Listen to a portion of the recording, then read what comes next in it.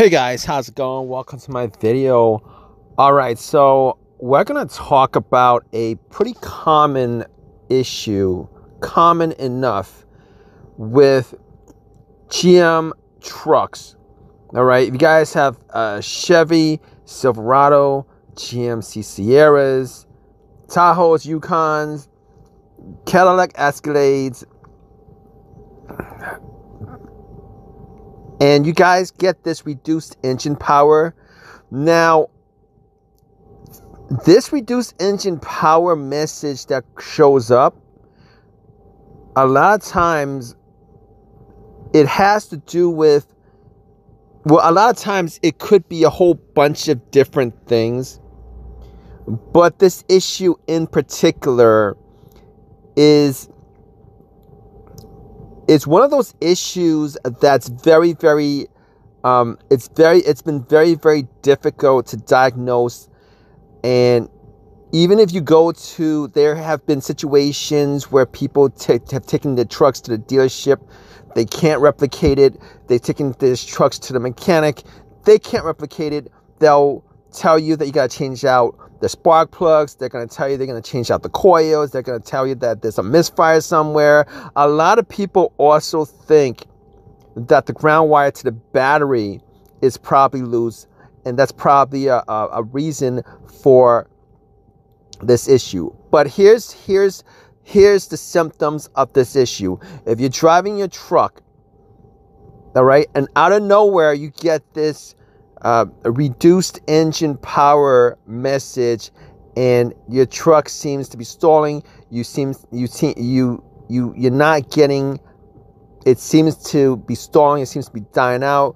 You get the message, and out of nowhere, it comes back to life. It drives normally afterwards. And I gotta tell you guys something. All right, in this situation is one of those situations where it's difficult to reproduce to a repair guy, a mechanic, even a dealership. And I've seen situations where people have spent over $1,000 to try to fix this situation by changing out spark plugs, coils, somebody trying to, figure out and diagnose it by maybe changing out the fuel pump, etc.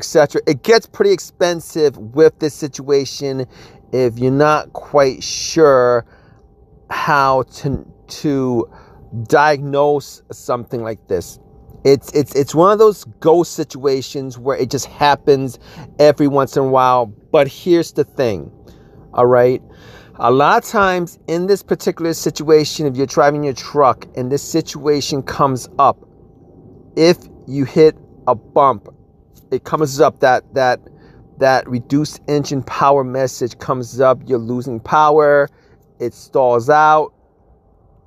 It rolls along, and then out of nowhere, you hit another bump, and it works normally. And this will go on and on and on and on in a cycle.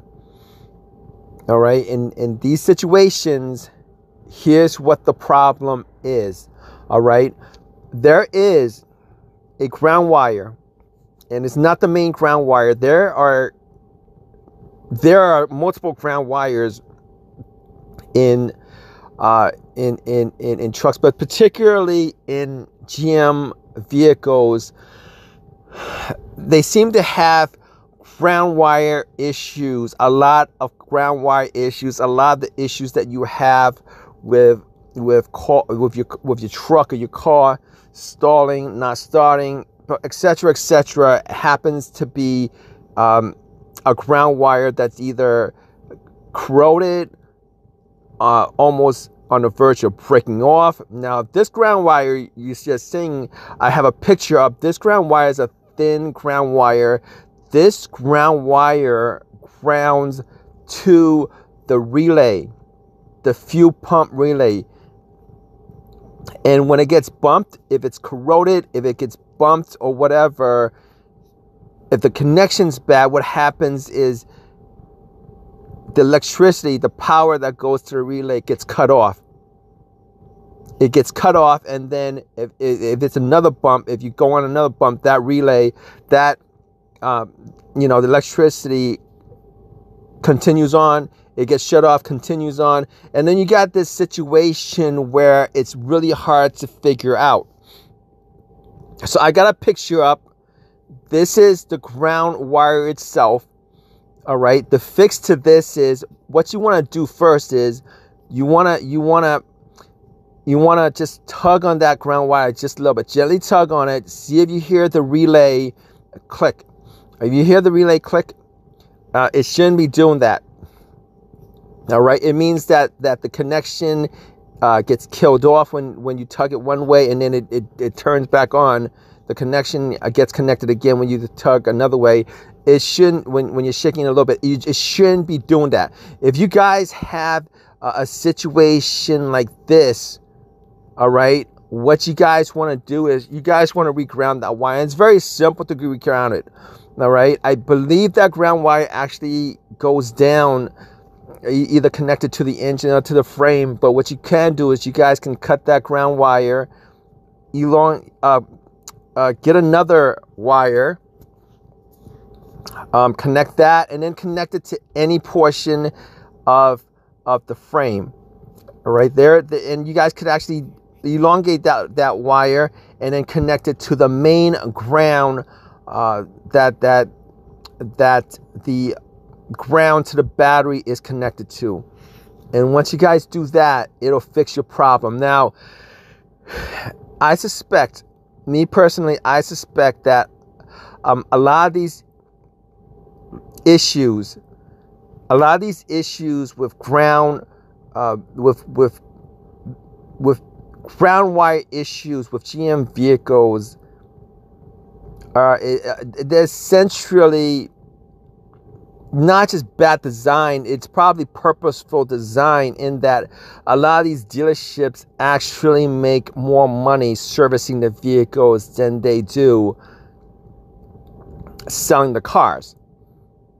And I think it's purposefully designed that way so that these wires, either it's a thin wire, it'll break over time because of the heat under the hood where the engine is. And a lot of times you get these issues, and then you go to these dealerships, and then you got to spend all this money, all this time diagnosing, except having them diagnose it. And it costs money for them to diagnose it because they'll charge you, I don't know what it is at a dealership these days, like $90 to $160, depending on what kind of dealership you go to. But it's absolutely more of a nuisance than anything else. And you guys have had this situation. Definitely leave a comment in the comment section, and it might help somebody else. Just give your experiences on this. If not, leave a comment in the comment section. Please subscribe. Please give me a thumbs up. All that good stuff. Hope this helped you guys out. All right, guys, take care.